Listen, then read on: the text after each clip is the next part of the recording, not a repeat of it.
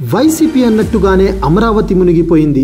అసలు రాజధానిగా అక్కడ ఎంపిక చేయడం నిబంధనలకు విరుద్ధమనే చర్చ మరోసారి తెరపైకి వచ్చింది. అది కృష్ణానది వరద ముప్పు ప్రాంతం అన్నట్టుగా ఈ ఎండాకాలంలో కొట్టిన భారీ వర్షానికి అమరావతి ఐకానిక్ టవర్ మునిగిపోయింది. కూటమి అధికారంలోకి వచ్చిన తర్వాత దాదాపు 33 కోట్ల రూపాయలతో జంగిల్ క్లియరెన్స్ చేయడంతో అమరావతి రాజధాని యథాస్థానానికి వచ్చింది. నిపుణుల సూచనలతో పనులు మళ్లీ ప్రారంభమయ్యాయి. అయితే ఇప్పుడు తాజాగా మరోసారి అమరావతికి చిన్నపాటి వర్షానికి నీట మునిగింది. ఇప్పటికే ఒక విడత ఐకానిక్ టవర్ వద్ద నీటిని తొలగించడానికి భారీగా ఖర్చు చేసింది. మళ్ళీ తాజాగా కురిసిన వర్షంతో ఎక్కువ మొత్తం నీరు వచ్చి చేరింది.